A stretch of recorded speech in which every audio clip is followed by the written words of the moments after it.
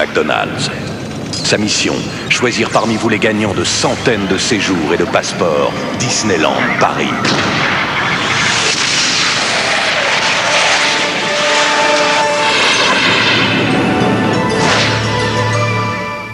Le baume après rasage Nivea For-Men hydrate, protège, apaise et laisse la peau naturellement douce. Nivea For-Men pour être bien dans sa peau d'homme.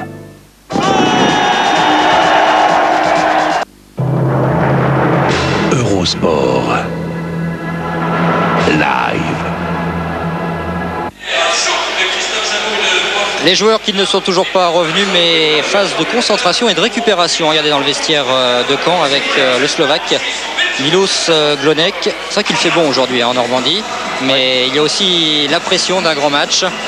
Alors Manuel Amoros, les grands matchs vous connaissez, 82 sélections en équipe de France, une deuxième place l'an passé avec Lyon en championnat, et puis en début de saison vous vous êtes retrouvé tout simplement chômeur. On va pas pleurer non plus sur votre sort car ça pourrait être pire, mais finalement 2 mois de vacances ça vous a fait du bien. Ça m'a fait énormément de bien parce que je crois qu'on n'a pas assez de vacances.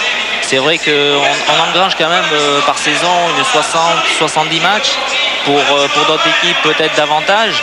Et je crois qu'avoir une dizaine ou une quinzaine de jours de repos, c'est pas suffisant. Parce qu'on n'a pas le temps d'oublier le football, qu'il faut vite s'y replonger avec toute la pression, tout ce qu'il y a autour du football et pendant les matchs. Et je crois qu'on n'a pas le temps de récupérer. Regardez tous les grands pays, que ce soit l'Italie, l'Espagne, l'Angleterre, ils ont toujours un bon mois de vacances, une très bonne préparation de 4 semaines et ils peuvent repartir pour toute une saison. Je crois qu'en France, on devrait peut-être davantage privilégier un petit peu le spectacle. Le spectacle vient parce que les joueurs ont récupéré une saison qui a été très longue et je pense qu'on n'en a pas assez, mais ça c'est pas moi qui décide. Alors vous, malheureusement, vous avez presque des vacances un petit peu prolongées. Vous avez été opéré il y a 3 semaines maintenant, 4 semaines même? Oui, j'ai été opéré du ménisque externe. J'ai eu une petite... l'accord du ménisque qui était abîmé, donc je me suis fait opérer et maintenant ça va très bien. J'ai repris les entraînements et j'espère pouvoir rejouer contre Toulouse. Alors votre rôle justement, vous en avez sûrement parlé avec les dirigeants, avec Henri Stambouli l'entraîneur, comment ça va se passer? Est-ce qu'il va y avoir grosse concurrence? Non, il ne va pas y avoir grosse concurrence. Je crois que si on m'a fait venir, c'est d'abord par mon expérience. Je crois que Marseille a une très bonne équipe qui, normalement, l'objectif du club, c'est de remonter en première division. Donc on va tous s'attacher, que ce soit les anciens et les jeunes qui sont là, à s'attacher à monter en première division. Je crois que j'ai eu une très bonne expérience moi-même pendant 2 ans à Lyon où il fallait encadrer des jeunes, où il fallait pas leur expliquer tout, mais presque leur donner l'envie de gagner, puisqu'ils n'avaient pas très envie de gagner quand on est arrivé avec Jean Tigana, Bédi Pelé, Pascal Olmeta, François Bracci. Et je crois qu'on va essayer avec certains jeunes, avec Henri Stambouli et tous les dirigeants, d'essayer de faire un petit peu la même chose que ce que j'avais fait à Lyon. Et j'espère que ça va réussir aussi bien qu'à Lyon. Yvan Lyon-Bourgeois, lui, est dans les vestiaires. Les joueurs, les 10 autres de chaque côté sont revenus alors que leur envoi, cet incident, ça a continué. C'est peut-être là d'où c'est parti. Marcel Dib avec Yvan Le Bourgeois. Bien vu Jean-Paul Jaude. Ça, on n'avait pas vu. Ça, on n'avait pas vu et là, on a retrouvé. Et ensuite, Cascarino qui, dans un premier temps, vient essayer de calmer, pousse un peu après, c'est vrai. Mais c'est dommage que l'arbitre ait sorti les 2 hommes. Marcel Dib, lui, est toujours sur le terrain. Manuel Amoros, dernière question. Oui. On a parlé de vous, éventuellement au poste de libéraux. C'est un poste qui vous intéresserait? Oui, c'est un poste qui m'intéresserait, mais je crois qu'avant tout, avant de dire je vais me fixer dans un poste, on va d'abord en parler avec l'entraîneur, voir la position sur le terrain et on aura tout le temps de définir puisque la saison est très longue. Yvan Le Bourgeois, le maudit entre guillemets, on vous l'a dit, il avait manqué la victoire, la seule jusqu'à présent de Caen face à Marseille. Eh bien, il ne goûtera pas pleinement la fête caennaise si d'aventure Caen tenait ce résultat jusqu'au bout. C'est parti pour la seconde période avec 2 équipes réduites à 10. D'un côté, il manque Le Bourgeois, de l'autre, Cascarino. Et on n'a plus qu'un seul attaquant de pointe. Du côté de Marseille, c'est Marc Libra. Oui, Marc Libra qui est toujours pris en individuel par Stéphane Moreau. Donc ça ne change pas. Sur le plan tactique, du côté de Caen, on va rester avec Moreau sur Libra et puis Glonek en libéraux. Les arrières latéraux, eh bien, Sommeil va monter d'un cran au milieu du terrain comme il l'a fait en première mi-temps pour aller chercher Jean-Christophe Marquet. Et puis de l'autre côté, eh bien, Lièvre est toujours sur Tatarian et va continuer sans doute à essayer de porter le danger devant les buts d'Alonso. côté marseillais, on a reconstitué le bloc. Et il y a toujours à peu près le même dispositif avec les deux stoppers, Galtier et Hernandez. Et puis un milieu de terrain composé de Mazzolini, Dib et Tatarian. Ça c'est bien fait, on retrouve côté droit David Sommeil avec une intervention de Jean-Christophe Marquet. Marquet toujours aussi dur sur l'homme. Il n'a pas de carton pour l'instant. Pas de carton, je suis en train de compter parce qu'il y en a beaucoup. Ah, il est en retard, il joue pas du tout le ballon. Enfin, on va dire qu'il joue le ballon, mais il est en retard. C'est ça, mais... Manuel Amoros qui va confirmer. Non, je crois que quand on tacle, qu'on n'arrive même pas en retard, c'est parce qu'on est pris par l'élan et je pense que c'est pas dangereux. On n'a pas l'intention de vouloir faire mal quand on tacle et qu'on arrive en retard. C'est surtout on essaie d'avoir le ballon et malheureusement on est un peu court et souvent on tape contre le joueur. Sommeil qui récupère, vous l'avez vu, Sommeil tout à l'heure réussir cette action face à Mulhouse pour Franck Priou. Il est capable de partir de très très loin. Grosse faculté d'accélération. Pour l'instant, il n'a pas tellement de faculté d'accélération parce qu'il est en train de se faire soigner sur le bord de la touche. On retrouve Alonso dans son but.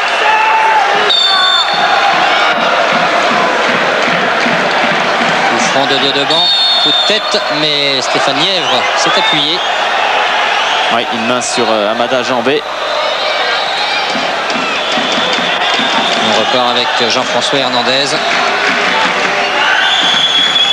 Jean-Christophe Marquet sur Libra. Et en deux temps, c'est un ballon qui reste pour l'Olympique de Marseille avec Casoni. Et côté de Caen, on joue également avec uniquement Franck Priou devant. Samuel Michel revient énormément au milieu du terrain. Attention à la frappe de Tatarian, ballon contré.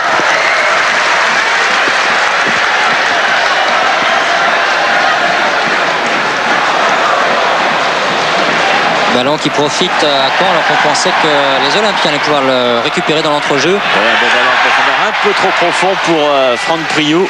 Et Alonso qui lui a bien anticipé. C'est reparti pour l'OM. Ah mais Caen est quand même très très bien organisé dans la récupération de la balle. Encore avec cette déclaration de Stéphane Dieudeband. Mauvais geste quand même d'Hernandez. Ouais, il a déjà un carton. Expulsion d'Hernandez. Je sais pas, mais on a vraiment l'impression aussi que l'Olympique de Marseille n'est pas très très bien physiquement. Je sais pas, Manuel Amoros, vous vous entraînez depuis un petit moment avec eux. On a vraiment l'impression qu'ils sont pas à 100%, qu'ils manquent, ils peuvent jouer sur un certain rythme, mais ils n'arrivent pas à accélérer. Oui, c'est vrai qu'on n'arrive pas à accélérer quand on récupère le ballon.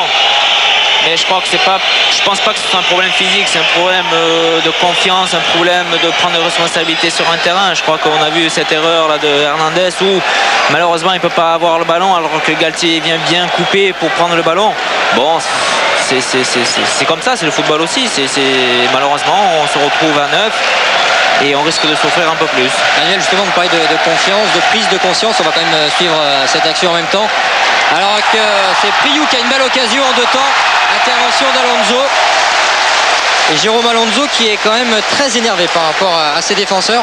Oui, je vous disais, il y a eu un besoin d'une prise de confiance et de conscience justement de ce qu'il faut faire pour que l'OM marche. Avant le match, vers 16h, juste avant la collation, il y a eu un entretien qu'avec les joueurs, sans les dirigeants, sans l'entraîneur. C'est ce genre de choses qui peut faire avancer le club aussi. Oui, c'est ce genre de réunion qui peut faire avancer tout le monde. Je crois que les joueurs, il faut qu'ils prennent conscience qu'on est là sur un terrain de deuxième division. L'objectif, c'est de monter en première division et il faut se battre sur un terrain. Il faut essayer de gagner des matchs, de faire du beau jeu parce qu'on a quand même un public qui est merveilleux à Marseille et il faut qu'on leur donne du spectacle. Mais bon, c'est vrai aussi qu'en venant ici à Caen, on savait que ça allait être très dur, que Caen vise aussi la montée. Et pour nous, c'était un petit peu qui tout double parce qu'on a fait un match nul contre Dunkerque et il fallait absolument se rétablir ici à Caen. Bon, le match n'est pas fini, mais ça va être un peu plus dur en 9.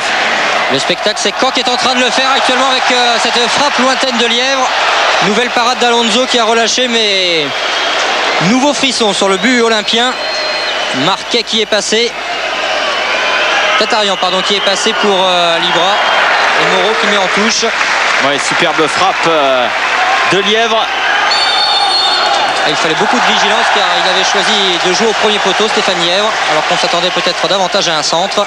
Ouais, et heureusement pour la défense marseillaise, c'est Galtier qui a été le plus prompt pour récupérer ce ballon. Ah, maintenant c'est pas facile, hein. 9 contre 10. On prépare les forces vives du côté de Château et de Perron, les deux joueurs de Caen, ainsi que Bernard Héraison. Perron, lui, ce sera peut-être pour un petit peu plus tard. Ouais, un bon ballon encore de Marcel Dib pour Tatarian. Qui est parti sur le côté droit, il y a devant lui Milos Glonec, en appui sur Casoni. Casoni qui joue les yeux grognards, mais il montre l'exemple avec Marc Libra. Marc Libra qui parvient presque à se retourner. Frappe de Libra, intervention de Luc Borelli. Et attention au contre maintenant de Deban qui est passé dans un autre contexte avec un joueur de plus sur le champ. Il était quand même pas loin de la faute. Ah, c'était bien vu, hein, de la part de Marc Libra. C'était pas facile en pivotant de frapper. Libra qui avait frappé 4 fois sur le poteau l'an passé avant de marquer son premier but à la mi-septembre. Et là, il nous disait avant le match, j'en suis à 3, ça va peut-être finir par venir. 3 poteaux, attention à Sommeil. Frappe de Sommeil, parade d'Alonso. Ouais, c'est pas fini. Et ça passe au-dessus avec cette plaquette d'Alonso manquée.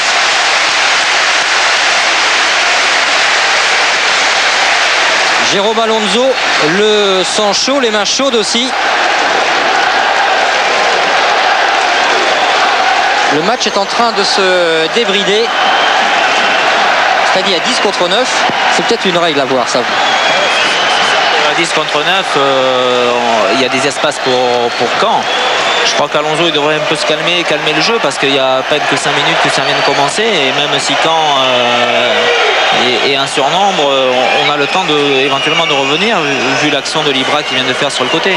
C'est le principal travail d'Henri Stambouli pour l'instant avec Jérôme Alonso depuis le début de la saison, c'est apprendre la sérénité. Ouais, d'autant plus que Caen va se livrer encore plus puisqu'ils sont à 10 contre 9, il y a des espaces supplémentaires, ils vont être tentés d'aller de l'avant. Et le public va pousser. Bien sûr, et c'est là que Marseille doit en profiter. Et on vient de le voir avec cette image d'Henri Stambouli qui s'est levé justement pour essayer de calmer Alonso. Le jeu en tout cas, lui, ne se calme pas. Et c'est Caen qui est en train de continuer d'accélérer, de tenter le forcing à 10 contre 9, à 1-0. Quand on est joueur et qu'on voit autant d'espace, on n'a qu'une envie, c'est de s'engouffrer dans ces espaces et puis d'aller provoquer l'adversaire pour aller faire le break et marquer ce deuxième but. Mais c'est à qui tout double aussi, il faut faire très très attention. Ah, c'est bien vous, Fabrice, qui nous disiez tout à l'heure, quand on était au bord de la pelouse, quand on voit un terrain comme ça, on a envie de jouer, il n'y avait personne, c'était vrai. Mais là maintenant, il y a de belles possibilités peut-être pour Caen. Ah, puis quand on a joué, on a toujours envie de jouer, Christophe. De Deban qui a été 2-3 fois la limite de passer. C'est lui qui a provoqué la dernière expulsion, celle de Jean-François Hernandez, qui était déjà de toute façon suspendu pour le prochain match. Mais là, la commission de discipline de la Ligue va avoir un œil bien précis sur Jean-François Hernandez.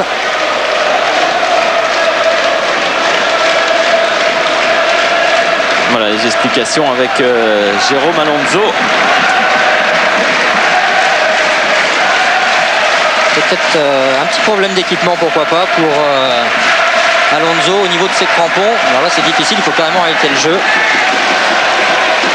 Lièvre de Deban. Ça circule avec Guerrero qui a pu donner sur le côté. Ouais, faute de Glonec.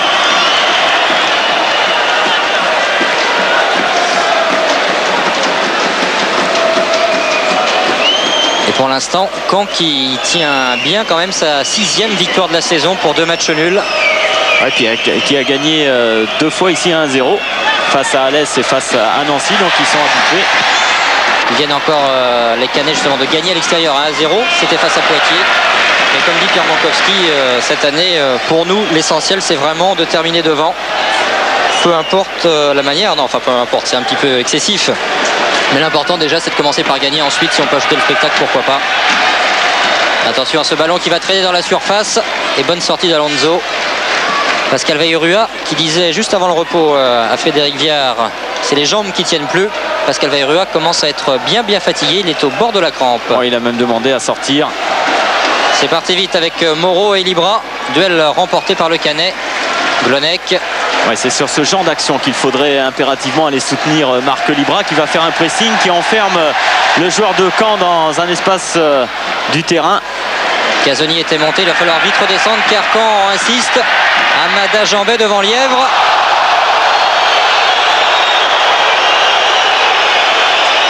Et ce sera un coup franc. C'est Veillrua qui a volé comme ça. Chateau qui va rentrer à la place de Pascal Veillrua, Christophe. Bill Chateau, un jeune joueur de 20 ans. Voilà, Veillrua qui va peut-être jouer quand même cette action avec cette touche. De Deban qui est presque passé devant Galtier. Et Galtier en difficulté maintenant devant la pression. Et ballon mis en corner par Amada Jambet. Et Pascal Veillrua là qui n'en peut plus. Notre ancien partenaire de l'équipe de France. Et Pascal Veillrua qui va, après avoir réussi quand même une bonne rentrée après son entorse du genou à Lorient, il va quitter ses partenaires après 1 heure de jeu pratiquement. Et l'entrée en jeu de ce numéro 13, Bill Chateau, numéro 12 pardon, Bill Chateau, qui vient d'un club tout proche de Caen, de Dives-sur-Mer, c'est tout à côté, et qui est capable de jouer ailier gauche ou avant-centre. Là en la circonstance ce sera ailier gauche. Et Pierre Mankowski fait même un parallèle un petit peu avec lui, il a les mêmes attitudes qu'à certains Joël Thierry, ce qui est une jolie référence. Attention à ce corner, trop court Moreau, récupération de sommeil à la lutte avec Marquet. Bien joué de la part de Marquet, maintenant il ne faut plus prendre le moindre risque. C'est ce qu'a fait Mazzolini. Oui, malheureusement la relance est approximative et le ballon va revenir très très vite. À pied à 9, de toute façon on ne peut pas demander non plus les mêmes efforts, la même cohésion, déjà qu'elle était difficile. Ballon en profondeur, sortie d'Alonso face à l'attaquant canet. Ouais, Franck Priou en l'occurrence. Pascal Veillrua, vous semblez avoir très très mal au genou. Non, j'ai pas mal au genou, c'est-à-dire que j'étais à court de forme un peu. J'ai essayé de faire le maximum, je savais très bien que je n'allais pas finir le match. Je crois que Bill va essayer de faire aussi bien que moi, c'est-à-dire gagner ce match à tout prix, parce que c'est un match très important pour nous, étant donné que Marseille c'est un peu le rival. Mais pour nous ce soir, il faut à tout prix prendre les 3 points. Quelles ont été les consignes de Pierre Mankowski à la mi-temps? Je crois ne pas changer, continuer dans le même système de jeu, c'est-à-dire presser et essayer de marquer le deuxième but. Merci. Pascal Veillrua qui a fin de match lui aussi, il a connu une fin de parcours disons difficile à Auxerre, il n'avait plus sa place de titulaire et il a voulu jouer à tout prix, même en division 2, dans un club qui a des structures de division 1 avec ce stade magnifique. Attention à cette accélération de Samuel Michel, coup de tête de Casoni. Lièvre encore avec un appui, on écarte sur de Deban. On le trouve systématiquement, Stéphane de Deban. Il va s'excentrer un peu, sans doute tenter de dribbler Marcel Dib. Ouais, mais c'est pas facile de dribbler Marcel Dib. Même si de Deban est plus vif, il y a l'expérience du côté de Marcel Dib.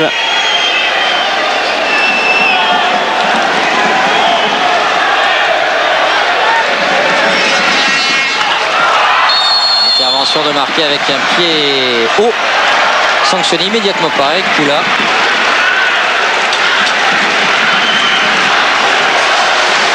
Faute pas évidente en tous les cas, c'est le coup franc. Tous les joueurs marseillais sont revenus dans leur surface de réparation.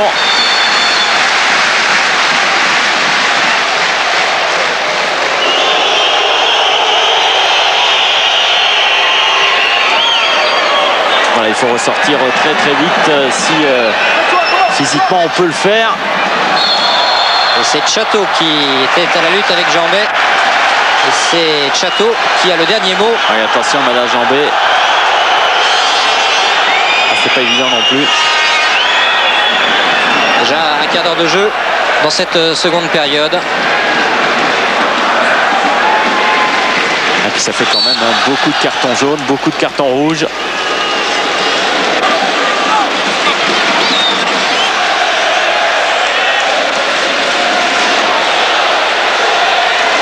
On s'échauffe du côté marseillais avec peut-être la rentrée tout à l'heure de Bernard Ferrer notamment, capable de créer des solutions offensives.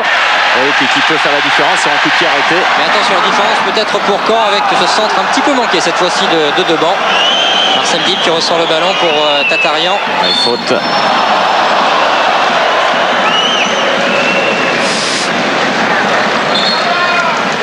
Il manquait un crampon à la chaussure d'Alonso, Christophe. Vous savez tout. Merci Frédéric.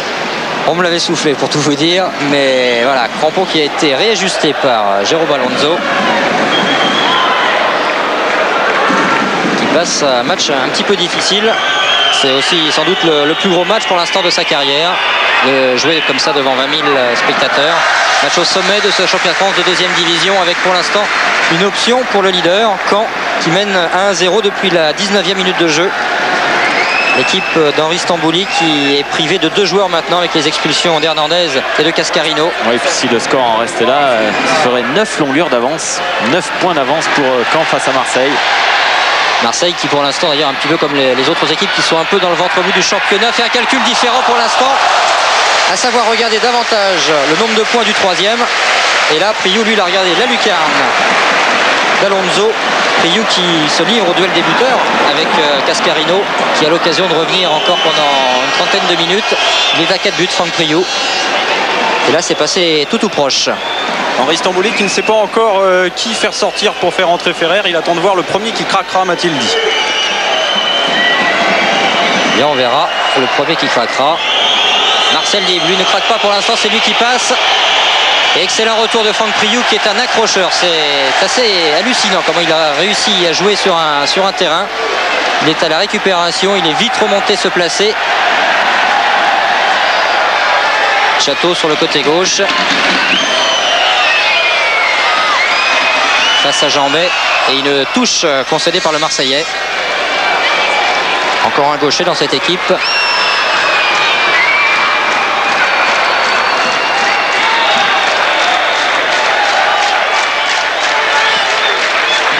Avec beaucoup de calme, Michel qui a renversé le jeu sur Sommeil. Mauvais contrôle de Priou et qui revient encore tacler dans les règles. Ouais, là ça l'est un petit peu moins. Ah, c'est quand même un poison de jouer contre Franck Priou. Moi j'en sais rien, mais d'après ce que je vois. Mais il n'est jamais battu. C'est un attaquant qui revient presser son défenseur, qui est capable de tacler un petit peu dans tous les sens. Oui, bon ballon encore de Marcel Dib pour Tatarian. Tatarian à la lutte avec Lièvre à l'épaule. Là c'est la jambe et c'est un coup franc.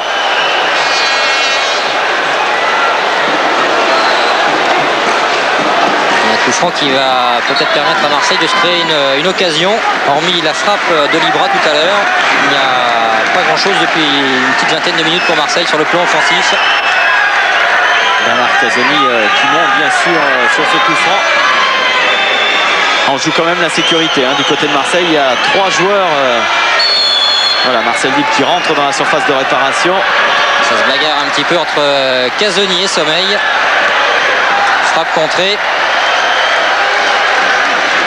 On a quand même vu encore une fois le signe d'impuissance de Bernard Casoni qui demandait alors qu'est-ce qu'on fait, on attend derrière.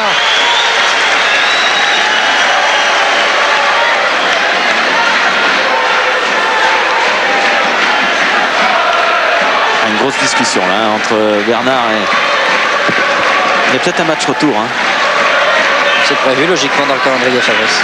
Vous deviez le savoir maintenant. Oui. C'est ce qu'a dit Bernard Casoni d'ailleurs à David Sommeil. Casoni qui rejoue sur Mazzolini.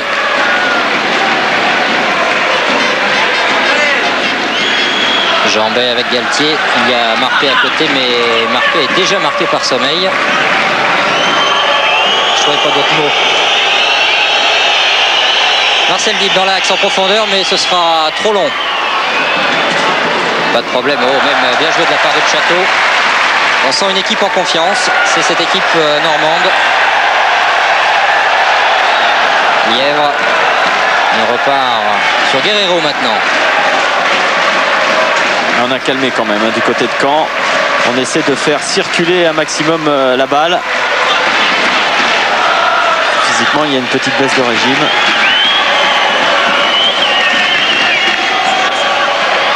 Christophe Galtier est obligé de prendre des risques pour ressortir cette balle. Voici les risques ont été payants. Il faut enchaîner maintenant du côté de l'OM. mais les remontées sont de plus en plus difficiles malgré tout. Ouais, par contre, la relance ensuite est approximative. C'est dommage parce qu'il a fait un effort important pour récupérer le ballon et pour le remonter. Ensuite, il perd la balle rapidement. De devant avec Tchato qui a centré immédiatement. Et les Marseillais qui ont du mal à aller chercher les attaquants canais. Il y a danger avec ce ballon qui traînait devant.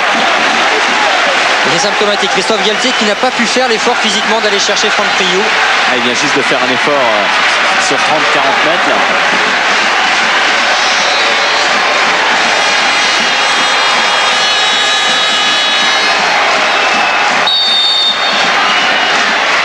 De devant pour frapper ce corner.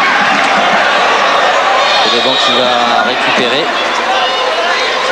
Ouais, qui a laissé sortir ce ballon, Stéphane de devant.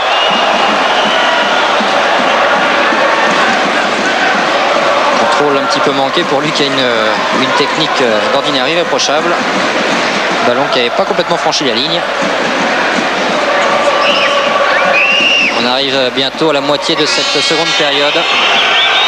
Et c'est Caen toujours qui maîtrise pour l'instant, mais Marcel Dib relance la mécanique marseillaise avec Libra. Libra qui est tout seul, ça va être l'exploit pour lui. Il a raison d'aller provoquer et d'essayer de rentrer dans cette surface de réparation.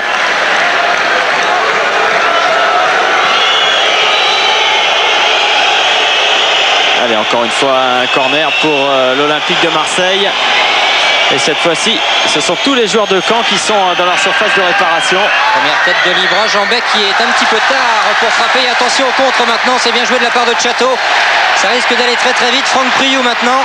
Ouais, bon retour de Mazzolini et de Jean-Bec. Il y a le soutien de sommeil et bonne intervention là de Jean-Bec qui a mis beaucoup de cœur pour aller tacler Priou.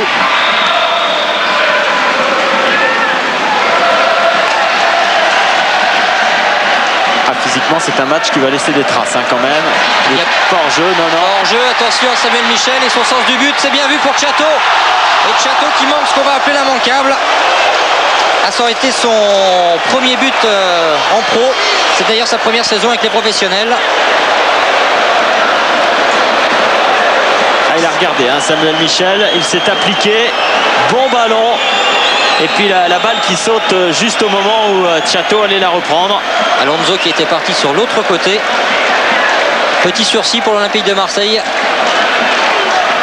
Caen qui vient de manquer le chaos, mais Caen qui conserve toujours une grosse maîtrise sur le jeu.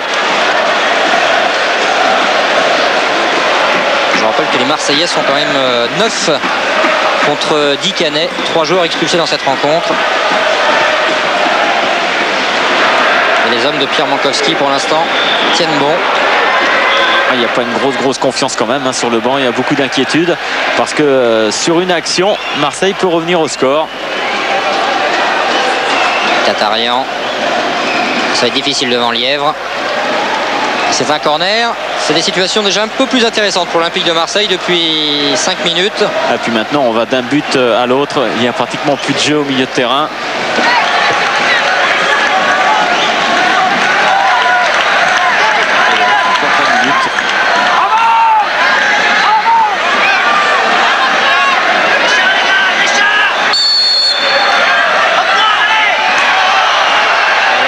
Frappé par Marquet et bonne sortie de Luc Borelli. Henri, il vous manque quoi pour le moment pour vous défaire de l'étau canet? Un jour de plus. Mais encore. Ça me permettrait déjà de sortir plus facilement le ballon. Et là on est obligé de s'exposer pour essayer de revenir au score. Ce qui fait que ça devient de plus en plus dur. On a l'impression que vos joueurs sont un peu plus courts physiquement que les Canets. Ils sont un de moins, donc ce qui fait que c'est normal, ils ont plus de chemin à courir, mais ils se battent avec leurs armes et avec leur mental, qui j'espère va peut-être être récompensé d'ici la fin du match. Quelles étaient les consignes à la mi-temps? C'était d'y croire, surtout il fallait qu'on se repositionne, on l'a fait, et ensuite c'était de plus craquer comme on l'a fait avec ce qui s'est passé à la fin de cette première mi-temps. Il fallait qu'on reste solidaire, et surtout ne pas se déstabiliser. Et ensuite, c'était penser qu'on pouvait encore être capable de mettre un but à cette équipe. Mais à 9 contre 10, c'est quand même difficile. Mais cette équipe y croit encore, j'y crois aussi. Et on va voir d'ici la fin du match comment ça va se passer. Merci.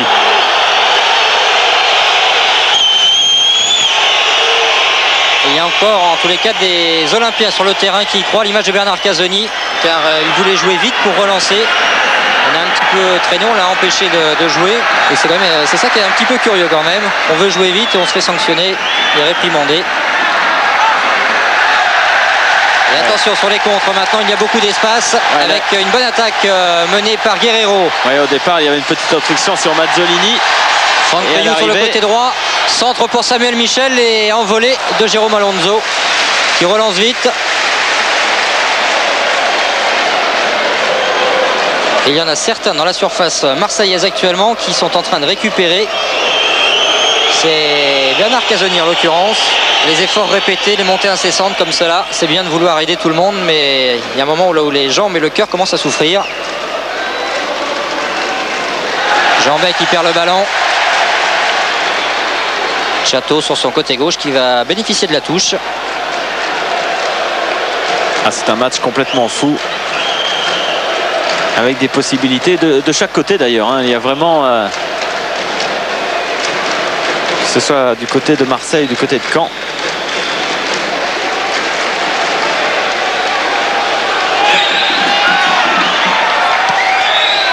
Le ballon qui revient derrière jusqu'à Milos Glonek. De devant.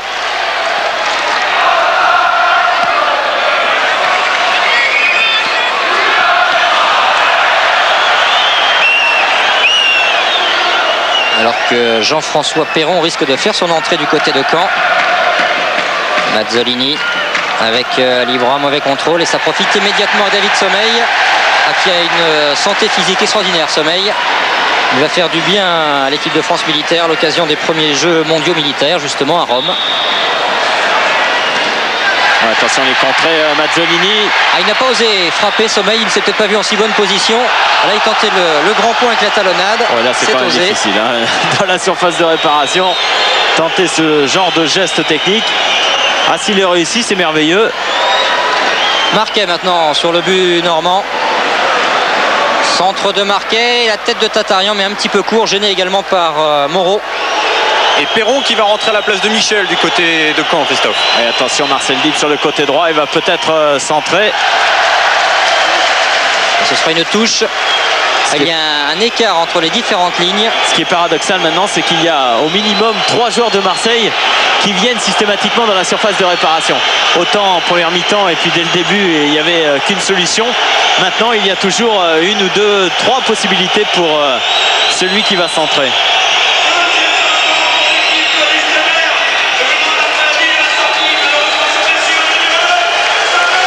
Samuel Michel, le buteur de cette rencontre qui sort. Il est prêté par Rennes cette saison. Il a peu joué l'an passé, 17 apparitions en championnat, 2 buts. Il avait soif de jouer les matchs. Il se place visiblement derrière la cuisse droite. Et rentrée donc de Jean-François Perron pour sa 2e saison, ancien joueur de Lens.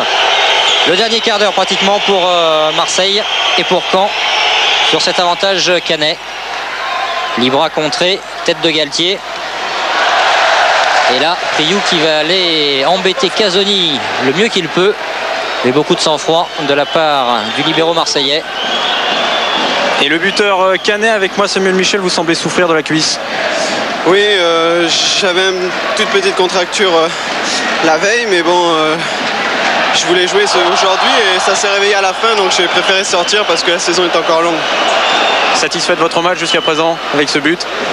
Satisfait du groupe surtout, je crois que le football c'est à 11 et je crois que j'ai concrétisé tout un travail collectif et je crois qu'on mérite pour l'instant le 1-0. Merci. Et nouvel incident entre Chateau et Jambet. J'ai bien peur que ce soit le rouge pour Amada Jambet. Jambet qui vient de craquer. Ah, il avait été vexé d'avoir été taclé ensuite par Chateau. Et j'ai bien l'impression que c'est lui qui a craqué un petit peu tout seul ensuite sur Chateau. Et puis Christophe, ce qui est grave, c'est pour ce match. Mais pour la semaine prochaine. Mais c'est surtout pour les matchs qui vont suivre. Voilà le coup de pied d'Amada Jambet. Parce qu'il faut penser, bon, il y a ce match il est, on peut dire, à moins d'un coup, sur un coup franc, il est perdu pour Marseille. Même si le score est très étriqué, 1-0, mais c'est surtout pour les semaines à venir. Il y a quand même beaucoup de cartons jaunes, beaucoup d'expulsés, et ça, c'est pas facile à gérer. la Jambet qui a craqué nerveusement, et c'est Fabrice en parlait, il y a déjà ce rendez-vous face à Toulouse dès jeudi. Manuel Amoros. Penalty en plus? Non. En plus, à penalty. Ah, alors ça, c'était loin du jeu. Voilà le tacle de Chateau. Et à la suite de cette action, le ballon qui est parti. On a aperçu ce tacle de Chateau qui n'a pas été sanctionné. Attention au penalty. Franck Priou, le 2-0 après 31 minutes de jeu en seconde période. Franck Priou qui vient d'assommer sans doute définitivement dans cette rencontre l'Olympique de Marseille. 2-0 avec ce penalty qui a été sifflé un petit peu dans la confusion générale par Monsieur Poula. Oui, Franck Priou, lui, on ne l'a pas prié pour frapper ce penalty. Superbe d'ailleurs, il est pratiquement imparable, hein, le penalty à côté du poteau. Là, ce qui est dommage, c'est de craquer comme cela. Il faut impérativement essayer de gérer tout cela. Et Marseille qui n'est plus qu'à 8 sur le terrain. Alors Manuel Amoros, justement, on disait qu'il y avait ce match, c'est vrai. Bon, apparemment, il faut faire une croix dessus au niveau du bon résultat. Mais il y a la suite, et notamment déjà le prochain match, dès jeudi prochain, ce sera en direct sur Eurosport. Marseille-Toulouse. Vous étiez peut-être candidat à un poste, pourquoi pas, ou au moins être dans la liste des 14. Ça veut dire qu'il va falloir jouer l'état d'urgence un peu là. Oui, je crois que là, il va falloir je pense que je vais jouer contre Toulouse. Mais je crois qu'il va falloir qu'on se reprenne au niveau confiance mentale, parce que là on perd un peu trop les pédales. Il y a trop de joueurs qui n'ont qu'une chose, c'est peut-être de mettre des coups et faire que le jeu n'est plus pratiqué par l'OM. Je crois qu'il faut se calmer, reprendre ses esprits, rejouer au football et ne penser qu'au football et non pas à donner des coups de pied comme Amada Jamba a fait sur ce deuxième but, qu'après il y a eu un penalty et Priou a marqué. 2 minutes avant, on avait vu Jambet très énervé sur le côté en train de discuter, et puis après, alors c'est vrai qu'on l'a revu sur le ralenti, si on en a un jeu tout à l'heure, on essaiera de vous le remontrer. Il y a eu un tacle de Chateau pour contrarier la relance de Jambet, tacle un petit peu par derrière mais qui n'a pas touché Jambet. Le ballon est parti, ensuite Jambet, quand Chateau s'est relevé, a taclé, enfin a tout simplement donné un coup de pied à l'attaquant de Caen, et résultat, penalty, alors que le jeu n'était pas du tout là. Chateau qui continue justement avec ce centre. Oui, le match n'est pas terminé, hein, côté marseillais. Il va falloir tenir, parce qu'il faut faire aussi attention à la différence de but. Il ne faut pas prendre 3, 4 ou 5 buts. Il faut impérativement tenir aussi le score. Et c'est pas facile. Mentalement, c'est très très difficile. Et il faut vraiment des joueurs d'expérience comme Marcel Dib, comme Bernard Casoni, pour garder un petit peu le sang-froid et puis continuer la partie jusqu'au bout, jusqu'à la 90e minute. C'est vrai qu'on critique certains parfois les anciens, mais honnêtement les vieux grognards aujourd'hui tiennent tout à fait leur place. Ils s'accrochent, ils montrent l'exemple au niveau mental, et c'est un petit peu dans ce secteur que quelques joueurs n'ont pas été à la hauteur dans cette rencontre. Marseille est KO, Marseille est mené 2-0, Caen est plus que jamais leader de ce championnat de deuxième division. Caen qui avait le profil pour réussir quelque chose de bien cette année, qui confirme tout à fait ses prétentions légitimes. C'est vrai que maintenant, dans chaque rencontre, il y a une pression extrême. Et c'est vrai que les jeunes joueurs, vous parliez des jeunes joueurs, Christophe, ils ont tendance à se laisser aller beaucoup plus facilement. C'est vrai que le contexte aussi est un petit peu différent des autres rencontres. Le stade est plein, il y a eu 20 000 personnes. Et puis lorsque l'on joue aussi à l'Olympique de Marseille, il y a une pression supplémentaire. Il faut assumer le fait de jouer à l'Olympique de Marseille, de porter le maillot de l'Olympique de Marseille. Et bien peut-être que certains joueurs ne sont pas prêts à ce genre de challenge. Et c'est vrai que les anciens là sont très très importants pour essayer de remettre tout cela dans le droit chemin.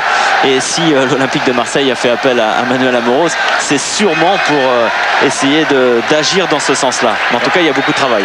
Alors que je ne sais pas si on l'a dit, mais on a aperçu Bernard Ferrer fait son entrée à la place de Marc Libra, qui était très fatigué aussi. 8 contre 10, c'est non pas le score, mais c'est l'état des troupes sur le terrain. 3 expulsés marseillais, un expulsé du côté de Caen, et Caen qui mène 2-0 avec un but de Samuel Michel en première période. Et puis à la 76e, c'est Franck Priou qui a réussi le penalty. Et Franck Priou d'ailleurs qui est lui Marseillais de cœur, hein, qui avait un excellent souvenir avec Marseille.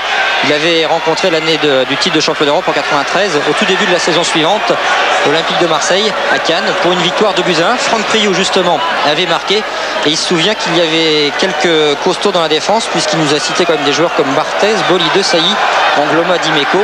Ça fait du beau monde. Katarian qui s'en était presque sorti, mais avec le renfort de Moreau, Sommeil a pu récupérer et donner à son libéraux. J'ai bien l'impression qu'on n'est pas très loin de la hall là dans le stade Michel Dornano. Elle a eu lieu avant le match. Alors là, du côté marseillais, il faut essayer de faire bloc le plus possible, de resserrer l'axe, de ne pas laisser d'espace et puis d'essayer de ressortir comme on peut. Et de rester à 2-0, ce serait un moindre mal au niveau de la fameuse différence de but.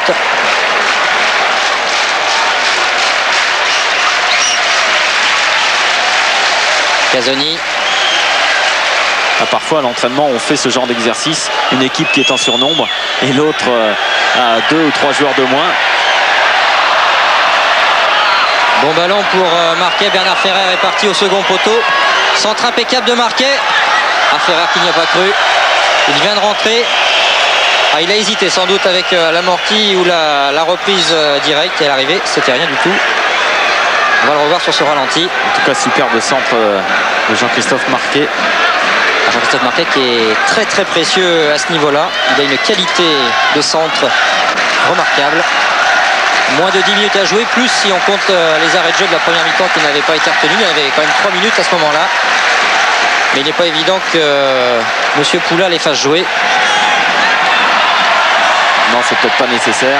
Perron qui a pu servir Sommeil. Centre de Sommeil et intervention de la poitrine de Galtier en 2 temps. Récupération de Franck Priou maintenant. Franck Priou qui insiste, Franck Priou qui va pouvoir centrer. Il a tenté de lober Alonso. Mais Alonso et son 1m86 ont pu se saisir du ballon avec les mains.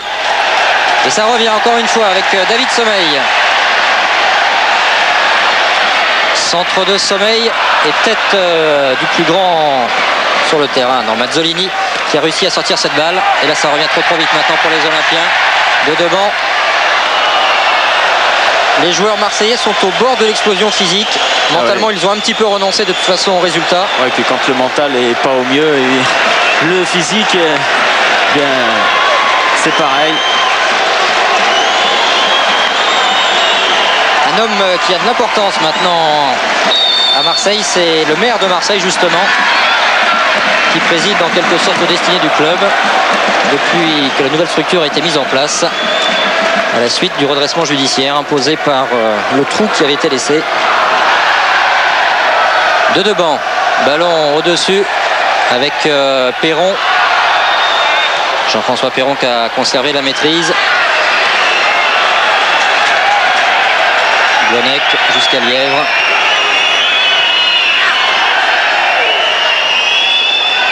Une faute de Bernard Casoni.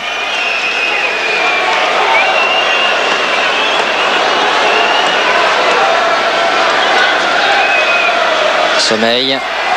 Côté droit. Et puis il faut faire attention aux fautes. Maintenant, il ne peut plus y avoir d'expulsés dans cette partie du côté de Marseille. 8, c'est le minimum. On l'a vu au printemps dernier, occasion du Championnat du Monde Junior, un match qui avait été arrêté comme ça en raison du nombre d'expulsés. Marquet qui est parvenu à mettre ce ballon en touche et avec un nouveau changement. Raphaël Guerrero qui cède sa place. Oui, au numéro 13. Bernard a raison. Guerrero qui a peu joué l'an passé du côté d'Auxerre et qui est venu vraiment pour jouer une saison entière ici malgré une blessure acromioclaviculaire. Alors voilà, rentrée de Bernard Héraison qui avait passé notamment 1 an au Paris Saint-Germain avant d'aller à Lens. Et qui va toucher son premier ballon. Les 5 dernières minutes du temps réglementaire. Glonec. Du côté de Caen, on a tout loisir de faire tourner.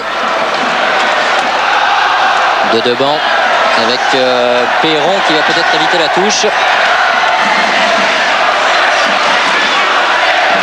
Et Ballon sorti justement par Marquet. Moreau de devant, il a vu venir derrière lui Tatarian. Ça ressemble actuellement à une attaque de handball du côté de Caen. On tourne autour de la défense marseillaise repliée à bout de force. Ouais, voilà peut-être une possibilité. C'est quand même du 3 contre 4. 3 contre 5 maintenant. Mais l'effort a été un petit peu coupé. Et on va attendre, on va faire tourner comme on peut. Mazzolini avec Marquet maintenant.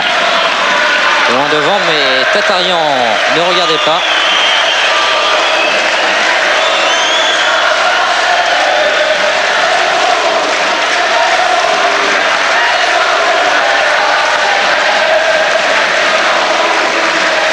Et vous entendez peut-être le public un petit peu chambré. Généralement, c'est du côté de Paris qu'on chante volontiers cette chanson. Ils sont où les Marseillais? C'est vrai qu'ils sont en D2. Caen est également en D2. Et c'est Caen qui mène la danse pour l'instant avec cette victoire qui se dessine sérieusement. 2-0. La place de leader est confortée pour les hommes de Pierre Mankowski qui se rendront samedi prochain à l'occasion de la 9e journée au Red Star à Saint-Ouen. Alors que Marseille recevra dès jeudi l'équipe de Toulouse emmenée par Roland Courbis. Il y a un match Marseille-Toulouse qui sera, on va pas dire capital car une saison c'est très long, mais sans doute déterminant pour les semaines et les mois à venir pour l'Olympique de Marseille. Ballon en profondeur pour Ferrer, mais c'était du 1 contre 3 et une cote qui n'a pas été favorable aux Marseillais.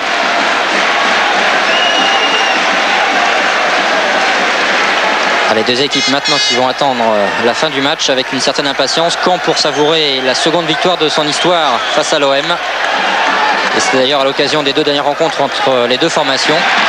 Et puis Marseille pour ne pas subir trop, pour rester à 2 buts. Bernard Casoni qui a su se retenir au tout dernier moment.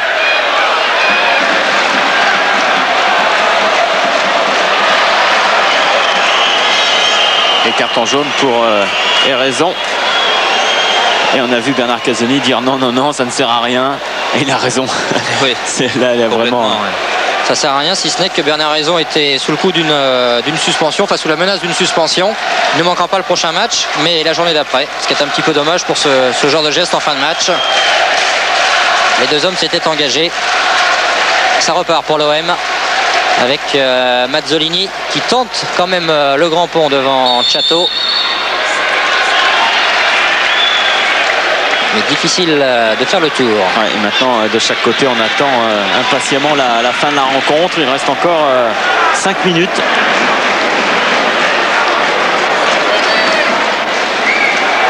Reste à savoir comment seront décomptés les arrêts de jeu. Lièvre qui est passé une première fois, une deuxième fois, ça peut aller au bout, attention. Lièvre qui insiste, ouais, mais Casoni qui est bien monté pour mettre hors jeu l'attaquant, à savoir Franck Priou.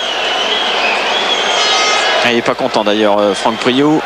Joël Cantona sur le banc dubitatif, Jean Castaneda, Henri Stambouli. Le retour va être pesant dans l'avion tout à l'heure. Ferrer avec Dib. Et Marcel qui court encore.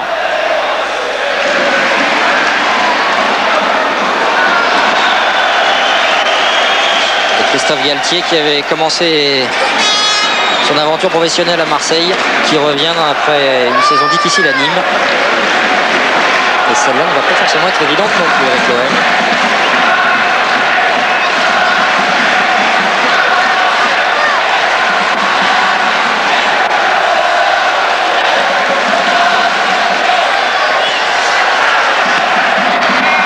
Jean-François Perron sur le côté avec son capitaine Bédeban. Priou est tout seul, mais on va changer de côté. On va jouer sur le flanc gauche avec Lièvre, Vilchateau.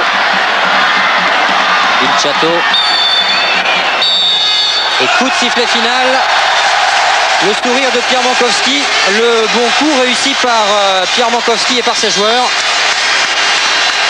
Terrible épreuve pour l'Olympique de Marseille et belle victoire tout de même pour Caen grâce à des buts réussis aux 19e minute par Samuel Michel et à la 76e par Franck Priou sur penalty. Bernard Ferrer et les autres Olympiens qui ont terminé le match à 8 sont un petit peu perdus là sur la pelouse du stade Michel Dornano. L'arbitre, M. Poula, aura eu son importance dans cette rencontre avec les expulsés. 4 au total. Marcel Dib qui rentre au vestiaire avec tous ses partenaires. Marcel Dib qui, comme bon nombre de ses joueurs, aura donné tout ce qu'il avait. Ouais. Et là, c'était pas encore suffisant face à une équipe de Caen, c'est vrai, attention, très très bien organisée, qui confirme son excellent recrutement, son excellent début de saison avec une 6e victoire pour 2 matchs nuls. On va retrouver Frédéric avec Jean-Christophe Marquet. Jean-Christophe, on vous sent complètement démuni en plein désarroi là ce soir. Comment ? On vous sent complètement démuni en plein désarroi. Ben, je pense que cette défaite va laisser beaucoup de traces dans notre esprit. Et je pense qu'il faudra travailler pour qu'on revienne dans les 3 premiers, mais ça va être dur. Mais je pense que ce soir, il fallait voir une bonne équipe de Caen. Et nous, on a eu beaucoup de mal. Et je pense aussi à l'arbitrage, qui a été désastreux, je pense. Merci. Jean-Christophe Marquet a battu. On va juste libérer Manuel Amoros qui va filer. On retrouvera après la joie des vestiaires canets qui va filer Manuel Amoros. On vous retrouvera jeudi sans doute sur la pelouse pour Marseille-Toulouse. C'est déjà le grand moment de vérité. Bah oui, c'est le grand moment de vérité puisque maintenant on n'a plus le droit à des faux pas. Je crois que maintenant tous les matchs à la maison il va falloir y gagner des matchs aussi à l'extérieur. Parce que l'objectif du club c'est de remonter en première division dès cette année, donc finir au moins dans les 3 premiers. Je crois que je pense qu'on va aller discuter de ce match, on va regarder un petit peu tout ce qui n'a pas été et on va essayer contre Toulouse de gagner le match. Manuel Amoros, merci. Donc à jeudi pour Marseille-Toulouse. On marque une toute petite page de pub et on retrouve après la joie des Canets dans leur vestiaire. A tout de suite.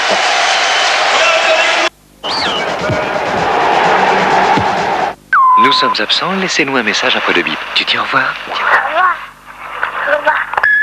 Allô, c'est Mamie. Décidément, vous n'êtes jamais chez vous. C'est à croire que vous avez emménagé dans votre nouvelle voiture. Vous n'allez tout de même pas élever vos enfants sur une banquette arrière, non? Enfin, ça ne me regarde pas, non. Vous n'allez pas partir en week-end tous les week-ends, quand même. Comment? Allô? Laguna Nevada, c'est fou la place qu'elle va prendre dans votre vie. Jusqu'au 10 septembre, le menu Space Mountain est encore chez McDonald's.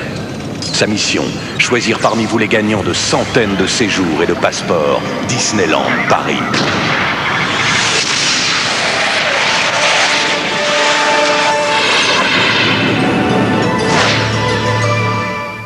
Le baume après rasage Nivea Formen hydrate, protège, apaise et laisse la peau naturellement douce. Nivea Formen pour être bien dans sa peau d'homme.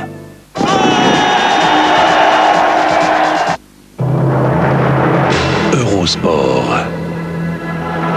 Live. Regardez cette joie, appréciez-la. C'est celle du vestiaire de Caen après la victoire 2-0 sur Marseille. Et on va retrouver Frédéric Viard qui doit être aux côtés d'un invité ou de plusieurs en tous les cas. Quand on a un petit peu de temps, on va en profiter. Écoutez.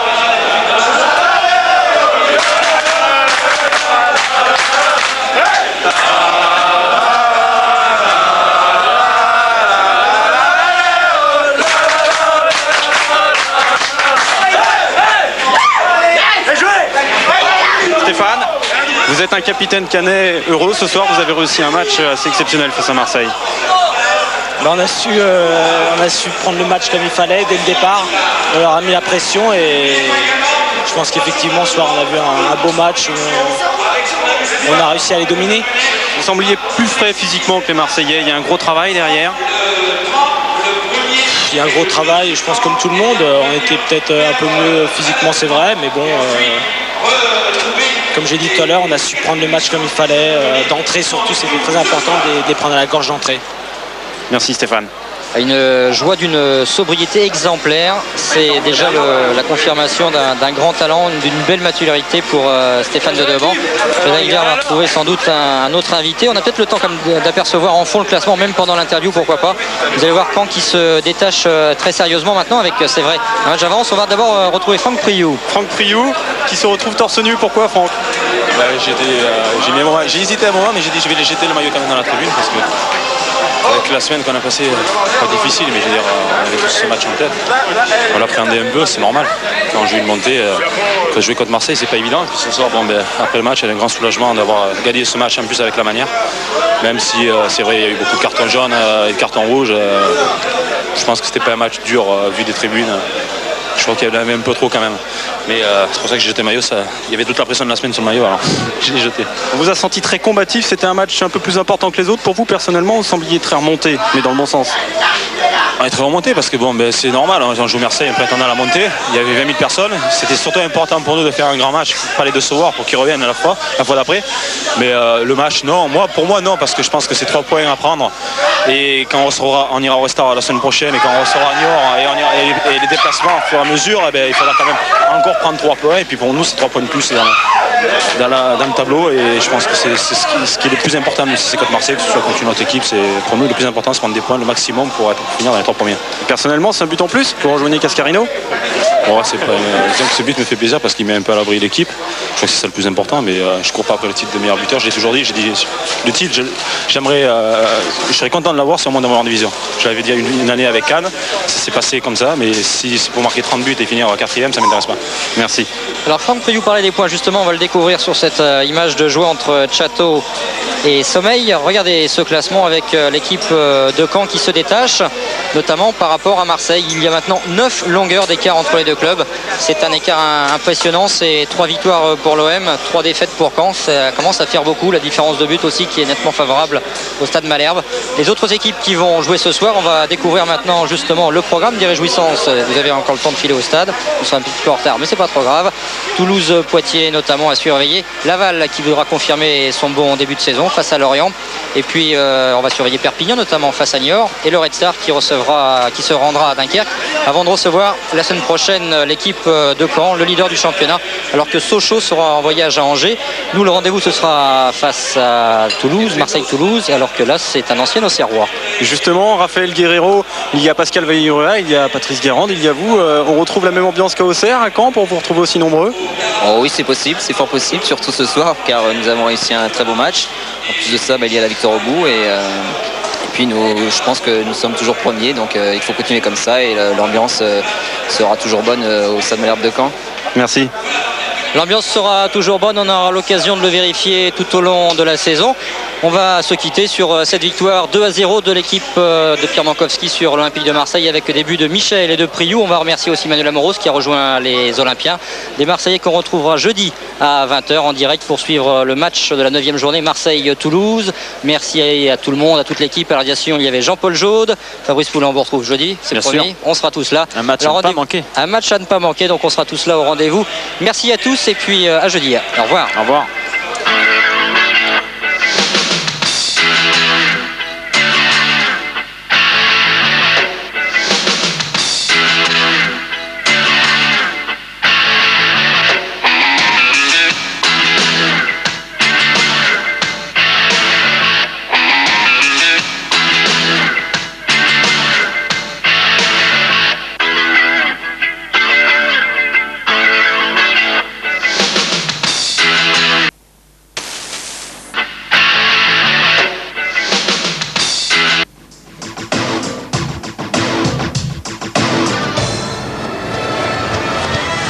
Ce match vous a été présenté par le magazine Télé Loisirs.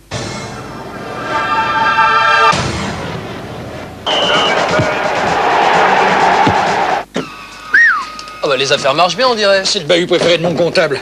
Je m'en sers, il me coûte pas cher. Je m'en sers pas, il me coûte rien. Hein? Comment pas? Ça m'étonne pas. Charge à ma place, je t'expliquerai. Lui, il a compris que louer chez Ada, c'était rentable. C'est jusqu'à 2 fois moins cher que d'autres moyens de transport. Nous sommes absents, laissez-nous un message après le bip. Tu dis au revoir? Allô, c'est Mamie. Décidément, vous n'êtes jamais chez vous. C'est à croire que vous avez emménagé dans votre nouvelle voiture. N'allez tout de même pas élever vos enfants sur une banquette arrière, non? Enfin, ça ne me regarde pas, non, non. Vous n'allez pas partir en week-end tous les week-ends, quand même. Comment? Allô? Laguna Nevada, c'est fou la place qu'elle va prendre dans votre vie. Jusqu'au 10 septembre, le menu Space Mountain est encore chez McDonald's.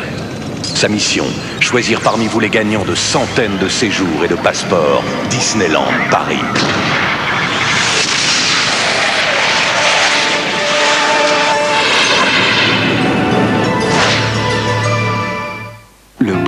après-rasage Nivea Formen hydrate, protège, apaise et laisse la peau naturellement douce. Nivea Formen pour être bien dans sa peau d'homme.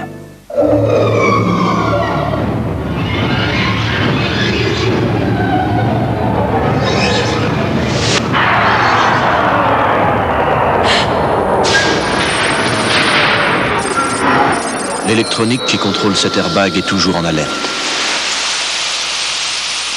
Parce que qui sait ce qui vous attend au prochain tournant? Module de contrôle airbag. Encore une petite boîte au grand talent de Delco Electronics.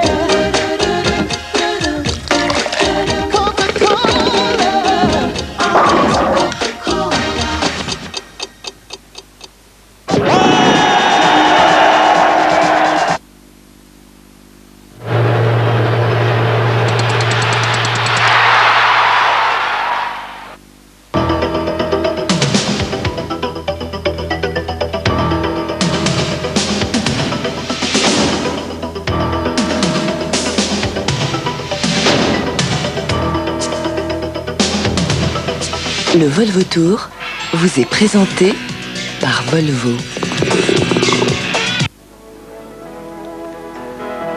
Golf sur Eurosport avec le Volvo German Open qui se déroule sur le parcours de Nippenburg, pas très loin de Stuttgart, un par 71 long de 6130 mètres. Le classement dans cet Open d'Allemagne, après la première journée, c'était le Gallois Paul Affleck qui pointait en tête, un coup d'avance sur l'Écossais Paul Lawrie. Beaucoup de monde suivait derrière à -5. Après le deuxième tour, changement en tête, Paul Affleck s'est fait rejoindre par Paul Moloney l'Australien et Gary Orr l'Écossais. Ils sont tous les trois à -10 et beaucoup de monde derrière à -9. Gary Orr qui s'est distingué lors de ce deuxième tour en rendant une carte de 63, -8 sous le par, ce qui constitue le record de ce parcours de Nippenburg. Alors voici le classement maintenant, au moment où nous allons retrouver les joueurs sur le parcours. Dans la troisième journée, nous avons 4 hommes en tête: Pedro Linhart, l'Espagnol, Sam Torrance, l'Écossais, Colin Montgomery, son compatriote, et Paul Moloney, l'Australien. Ils sont tous les 4 à -12 sous les pars. Un coup d'avance sur Paul McGinley. Le reste du classement que vous découvrez maintenant. Et donc, changement en tête avec un regroupement général. Là où nous avions 3 hommes, Gary Orr, Paul Moloney et Paul Affleck, eh bien, nous avons donc maintenant 4 joueurs: Linhart, Torrance, Montgomery et Moloney, qui lui est toujours au commandement. L'Australien Paul Moloney, qui n'a jamais été à pareille fête dans un tournoi du circuit européen et que l'on retrouve ici au départ du trou numéro 10. Qui est un par 3, ce trou 10 du parcours de Nippenburg, par 3 de 156 mètres. C'est le trou le moins long du parcours, alors qu'il fait relativement beau sur l'Allemagne, sur Stuttgart et sa région, même s'il y a eu un petit peu de pluie le matin, environ 24 à 25 degrés, mais tout de même un vent assez violent qui balaye le parcours. D'autant que celui-ci se trouve en altitude sur les collines qui surplombent Stuttgart et que ce vent assez violent gêne les joueurs sur certains trous de ce parcours que l'on doit au crayon de Bernhard Langer. C'est lui qui l'a dessiné. Un parcours du reste très récemment inauguré puisqu'il a été ouvert au printemps dernier. C'était un ancien terrain agricole où il a fallu faire beaucoup de travaux et notamment planter beaucoup d'arbres pour en faire un véritable parcours de golf. Alors qu'ici, c'était le jeune Anglais David Carter que l'on retrouvait. Carter qui avait fait 2 bonnes premières journées après le deuxième tour. Il était en 8e position à -8 sous le par. Il est maintenant à -7 dans ce 3e tour. David Carter, jeune joueur qui a fait son entrée cette année sur le circuit européen. David Guilford va peut-être pour birdie sur le 14. Guilford à -8, qui a été en tête un moment lors du deuxième tour, mais qui s'est fait rejoindre puis dépasser à cause notamment d'un double bogey sur le 9. Il avait mis sa balle dans l'eau. David Guilford qui espère bien faire partie de la sélection européenne de Ryder Cup. C'est le grand sujet de conversation bien sûr à Nippenburg. La Ryder Cup est aussi, sinon plus importante que le tournoi lui-même, puisque c'est à l'issue de cet Open d'Allemagne que l'on connaîtra les noms des 10 joueurs sélectionnés dans l'équipe européenne et qu'ensuite le capitaine de l'équipe d'Europe fera connaître les noms des 2 joueurs supplémentaires qu'il intégrera dans le groupe. D'ores et déjà, l'un des 2 noms est connu, c'est celui de Nick Faldo. Il reste donc une place à prendre. Paul Affleck ici au départ du trou numéro 10. Paul Affleck qui était le leader après le premier tour et encore en tête après la deuxième journée. Mais Paul Affleck a eu un début assez moyen jusqu'à présent. Il n'a pas amélioré son score dans cette 3e journée. L'Argentin José Coceres. Et vous le voyez ici sur les trous qui sont en hauteur, et bien quand même beaucoup de vent. Comme par exemple sur ce trou numéro 13, ce par 5 long de 482 mètres. Le classement, toujours le quatuor de tête. Linhart, Torrance, Montgomery et Moloney. Beau retour de l'Espagnol Pedro Linhart, avec notamment 4 birdies à l'aller pour un bogey. Linhart qui était en 8e position après la 2e journée. Bien fait de la part de Coceres ici. Alors qu'il faut rappeler qu'il y a encore 4 Français en course dans cet Open d'Allemagne. Le mieux classé après le 2e jour, c'était Fabrice Tarnot, qui était 18e à -6. Suivait Christian Sevaer, Thomas Levet et Marc-Antoine Fary un petit peu plus loin. Le trou numéro 12 ici avec Sam Torrance. Torrance qui a attaqué très fort. 4 birdies d'entrée sur le 1, le 2, le 3, le 4.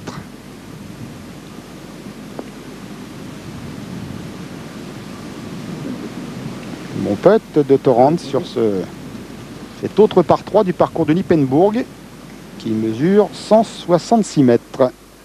Une petite dizaine de mètres de plus que le 10. Mark James pour birdie sur le 13. Et bien ça sera le par pour Mark James qui semble bien parti, l'anglais Mark James, pour faire partie des 10 joueurs qui défendront les couleurs européennes en Ryder Cup. Ce sera très précisément dans 4 semaines aux États-Unis. Sam Torrance qui est passé à -12, il était parti à -9.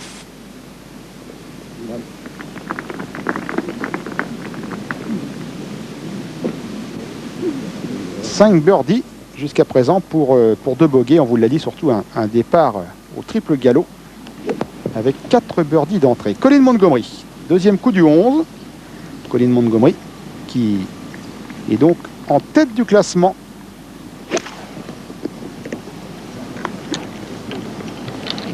Avec Linhart, Moloney et Torrance. Paul Moloney que l'on retrouve ici sur le 10. Il a ce putt pour le par, pour rester en tête. L'Australien. L'Australien Paul Moloney, dont le meilleur résultat sur le circuit européen, c'est une place de 3e obtenue cette année. Du reste, il n'y a pas très longtemps, c'était au mois de juin dernier, l'Open de Jersey.